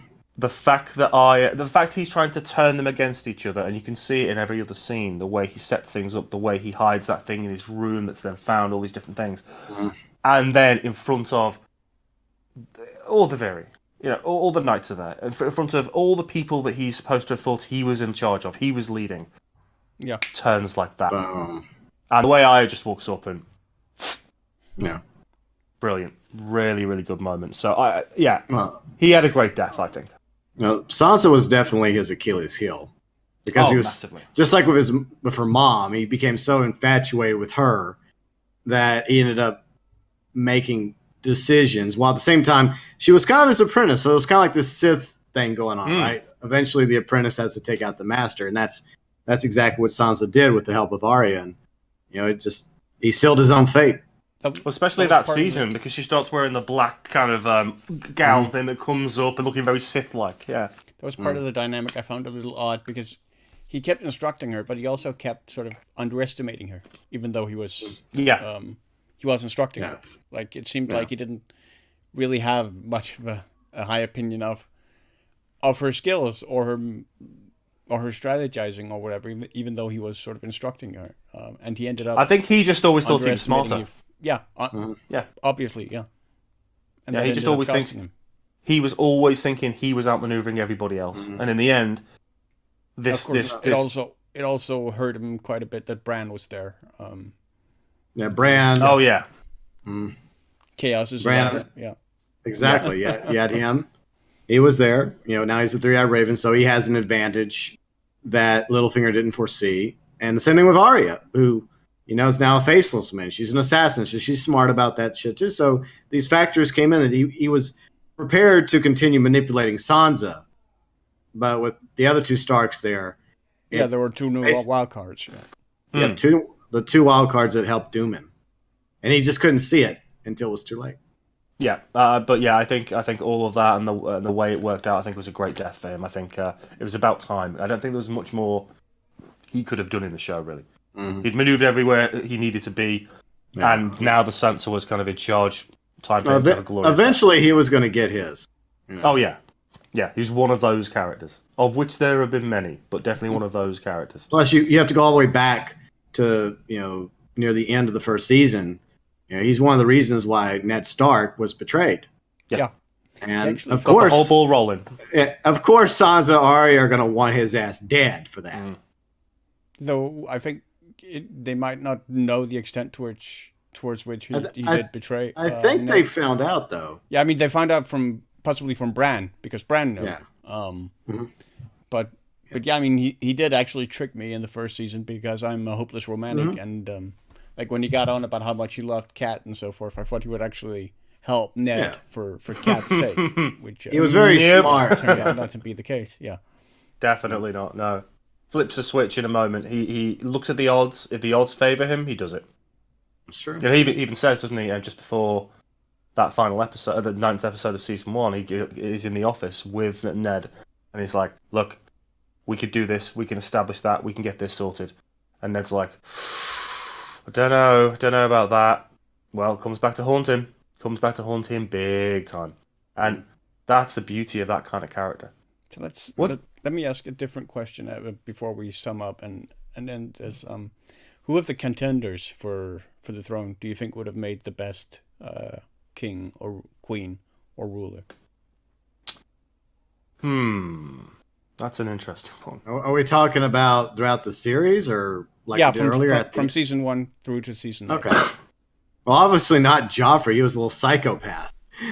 Oh man, we hadn't even talked about Joffrey. I mean, from the very beginning, whenever he first becomes. I mean, I know I'm going forward a little bit in season 1 near the end when he's king after his father dies, and I like the fact that his dad just died because of a boar, a hunting accident. But the fact that Ned was supposed to go to the wall, but Joffrey's the one who makes the call. Nope, chop his head off. And from that moment, you realize you already kind of had an idea of what kind of king Joffrey was going to be. And some of the moments, though, man. I mean, obviously just quickly showing Sansa the head of her father on the spike in the inner part of the castle. The moment when he takes there's 2 prostitutes that have been sent by Littlefinger to appease him, and he gets them to basically beat the hell out of each other to near death, and then wants to play with his little crossbow. The moments when the actual his name's day is one of the best episodes. The Mountain and the Viper is one of the best episodes, because way it builds up. The Mountain and the Viper, though. Oh, the one before, because Joffrey was already dead by the Mountain and the Viper. That's true. Yeah, it's the episode 4, isn't it? But it's a season 2 episode. So it's Mountain of Vipers 4. yeah, Right. that's the one with the confrontation between Oberon and the Mountain. Oh, just wow! The whole build up with Tyrion being supported by Oberon to fight, the killer of his sister and her children. It's been coming for so long in that series because he talks. The first thing he says when he sees Tywin is he talks about that, and he's invited onto the small council, these different things, or to be part of the trial. But that one fight, wow, the way he dominates the Mountain, just in skill and technique, speed, everywhere around him, parries, counters, everything he's got, finally takes him down, and then pride again, maybe? Yeah, pride. It's not arrogance, it's pride, telling him what he has done. And the way the Mountain just grabs him, and then boom, and that head squish. My girlfriend can't watch it. She can't watch it. The way it comes into play again during the fight with Sandor. Yeah. Kyber, and the very one that resurrected the Mountain. Just don't mess with the Mountain. Yeah. Thanks for resurrecting me, asshole. Yeah, exactly. But yeah, there's some just outstanding moments that they're just emblazoned in my brain now. Whenever I think of Game of Thrones, you can pull out hundreds of different amazing moments. Yeah, we could be here all day. Yeah. Oh yeah, absolutely. If we got properly into Joffrey, that's another half an hour. If we got properly into just Cersei or even like the anything to do with Arya and the whole arc that she went on, the Faceless Man, Jaqen Hagar and all that stuff. Oh, that's true. So much to talk about. But circling back to what Silver was talking about, what character would have been the best king? If things would have gone Ned Stark's way, I would have. I think a lot of people were kind of hoping it was going to go that way, where he was going to be the Lord Protector. He was kind of going to be in charge. Gonna have Stannis take over. Yeah. Well, honestly, at first you want to like Stannis, but he does a lot of terrible things too, including what he does to his daughter. He did have that Targaryen proclivity of burning people. That's true, and poor Davos. I mean, from that moment, I just became like Davos became my boy there. Davos, you're a good man, because nobody wanted anything to do with his daughter except for Davos. He actually treated her like a person. The tragic thing is, so Stannis did as well. He just couldn't really express it all that That's true, yeah. But Stannis there are moments, But Stannis is one that gave the order, and because, you remember at the end, because everything comes second to duty to Stannis. Yeah. And Davos didn't let it go either, because near the end of the long night, he was ready to kill her. Until she took off the necklace and walked out there. He was walking out there, and he was like, "This is over. I'm finally going to do it. After all these years, I'm finally going to kill you for what you did." But he didn't have to. It's heartbreaking when he finds out as well, when he first actually hears about it, and because this young princess who has got grayscale, no one wants to touch it, or kind of stopped grayscale, teaches him to read. He has this wonderful bond with her, and done. Burning Stannis, man. I would have liked to see Robb. I actually think he was a young, idealistic guy who was doing the right things, who was trying to avenge his father and bring justice to the kingdom. And I think he would have made a very interesting king. Again, someone I think who would have tried to do good and not tipped into evil. Yeah. Now, going the other direction to be, I think Tywin as king. Now, that would have been a ruthless king that...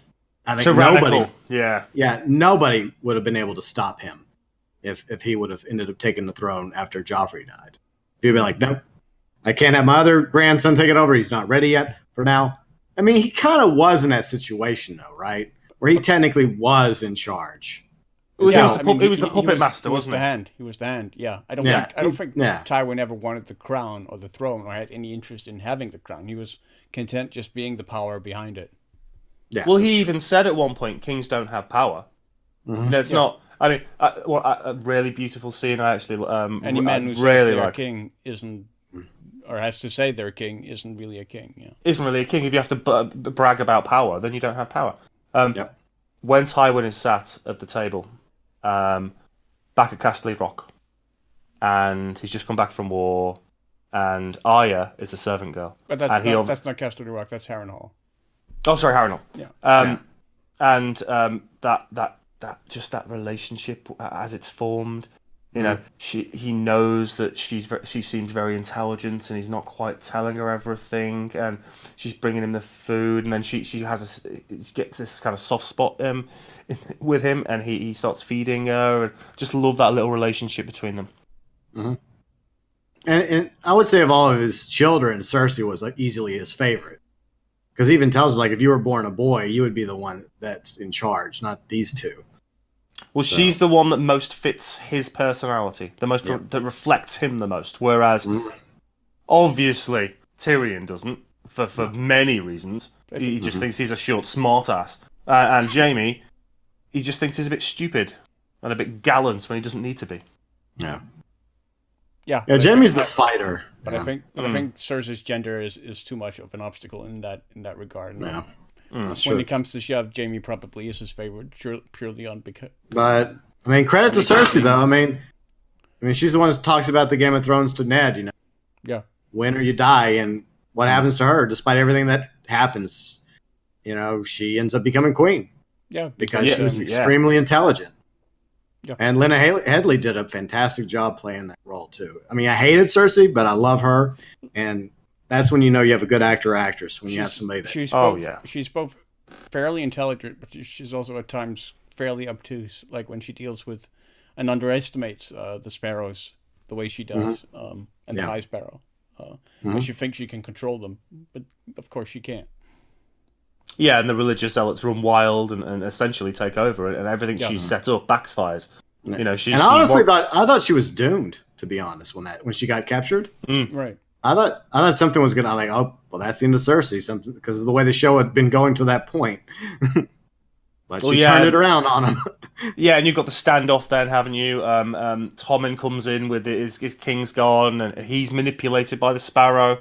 That whole.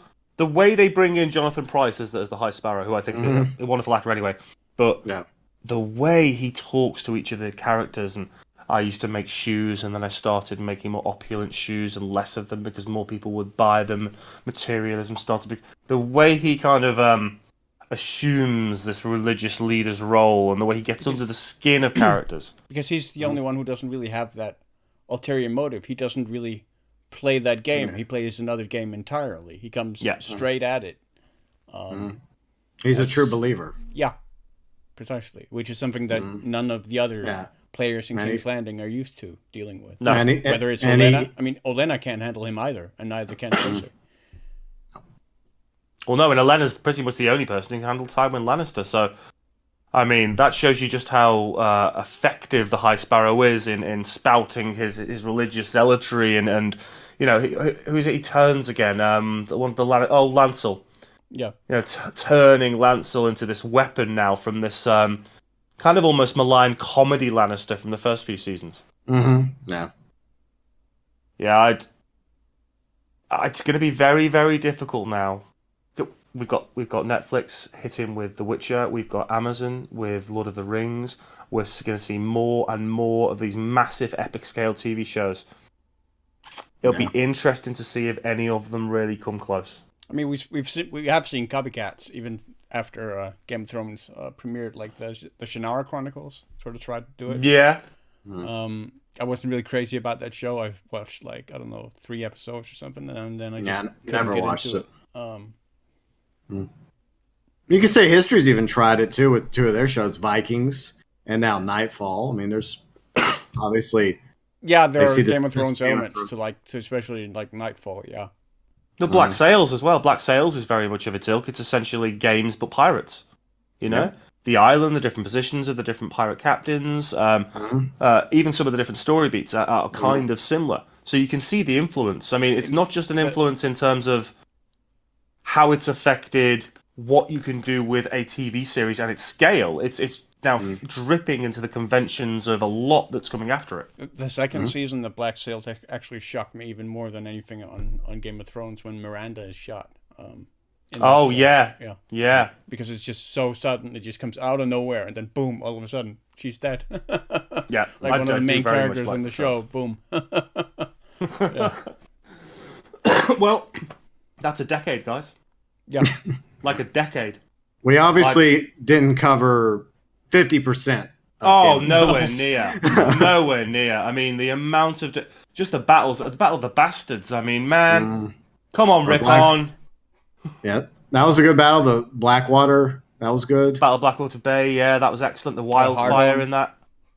Yeah, Hardhome. Yeah, that was a great one. So many. Yeah. And And then watching the dragons, like the dragons from the very beginning when they hatched, how they keep getting bigger and bigger, and the relationship that Daenerys forms with all three of them, and the heartbreak when she eventually loses, two of them. And then the Night King converting that dragon to the Ice Dragon. Oh man, Yeah. we need about an 18 section podcast or something. And of course, the loss of so many direwolves, right? Yeah. That's gutting. It is really gutting. I mean, we know Nymeria is still alive because So there's two left, as far as we know. Yeah, and they has that moment, and there's Ghost. But yeah, it's such a shame that none of the others survive. Really is. Oh man, I've got to say I'm going to miss it, but I'm glad it's ended. I'm glad it's finished. Yeah, nothing lasts forever, and I don't like a show that wears out its welcome. I think that's one of the reasons why Breaking Bad was really good, is because they had Vince Gillian said 5 seasons, start to finish, and I think that's what's going to happen with Better Call Saul. It's approaching its 5th season. They haven't mentioned anything about it, but I feel like it's going to be the final season. And it's another fantastic show, and that's the way it should be. You should just start. The longer you go on, it draws out. I think it's become cliche, and it just becomes watered down. Well, look at The Walking Dead as a case in point. I mean, my God, how that fell from grace very quickly and became a meandering, convoluted mess of itself and just wouldn't stop. Even Rick's gone now, and they're just going to carry it on. Well, the irony is, it's actually, for the first time in years, it's actually gotten better since Angela Chang, I think that's her name, as she took over the 9th season, and they brought in the Whisper. So overall, the 9th season has been really good, but they finally got rid of the previous show owner, which made a lot of terrible decisions along the way. So, but it's another prime example of a show that should have been put down a while back. Yeah, absolutely. Plus, I can't stand zombies anyway. All right, let's final thoughts then, because I mean, first of all, in the comments, if there's stuff we haven't talked about that you want to talk about, chuck them in the comments and talk to us. We're about sorry. Them. Yeah, we're very, very sorry, but this will take 3 hours otherwise. Talk to us in the comments. Tell us about your favourite parts of Game of Thrones, your favourite series, your favourite characters, who should have been king. Moments we may have missed that you think are really important that you want to talk about, and we'll talk to you obviously in the comments as well. It's one of the best TV series I've ever seen. Not the best, certainly. There are better. It's on the list. It's very much on the list and in the conversation. If we ever did have that would be an interesting discussion, actually, the three of us sitting down to debate the best TV shows ever made. But it would be up there, it would be in the conversation. I'll remember it for as long as I live. I'll rewatch it for as long as I live, probably, here and there. And it's still got one of the strongest casts I've ever seen in anything. And production values that you're ever likely to see on television. Yeah, like I was saying earlier, the music was beautiful. The intro, all the locations, the sets, props, the costumes. It's like almost everything. It was like 9 out of 10, even on its worst days. I mean, the intricacies. You have some of the costumes, like Marjorie's wedding dress in the scene where she marries Joffrey. Like that. I love that. It's so brief. It's so short, but that's single dress. It's just a huge labor of craftsmanship. But that broke my. That was one of the sad reasons why I was the building being blown to bits, because I knew she was in there. Like no, and then that meme came out with Quicksilver, with her in his arm, rescuing her. Like yes, go Quicksilver, save her. Game of Thrones meets the X-Men. Screw the rest of them. And now, of course, Sophie Turner is now an X-Men. So it all makes sense now. So I mean, good show. I would recommend it. I think I mentioned it, but yeah, I would still recommend it, even if I found the ending to be somewhat disappointing. I think that's the majority of us. I mean, it wasn't. I don't think it was horrible like some people say it was. Obviously, wasn't great. Somewhere in the middle. There's been Yeah. way worse series finales. Oh yeah. Yeah, there have been. I mean, we've discussed 3 or 4 of them. Heroes is another one. Dexter. But I just think 9 years, it's a nice bookend to finally finish. And yeah, it's been one of the most... it's got some of the most iconic moments I think we will remember from any media production there is, whatever it is. Yeah. Absolutely. And I think that really shows just how much gravitas the show gained and how much broad the audience became for what is probably one of the best fantasy shows ever committed to film. Yeah. So I think that's pretty much it. No, but yes, it is. But, thanks for watching, everyone. I hope we managed to cover most of it. And like We the other didn't. said, no, Oh, we probably did. not. We But were relatively thorough. But if the others, but like the others said, please let us know. Feel free to comment. And again, thanks for watching.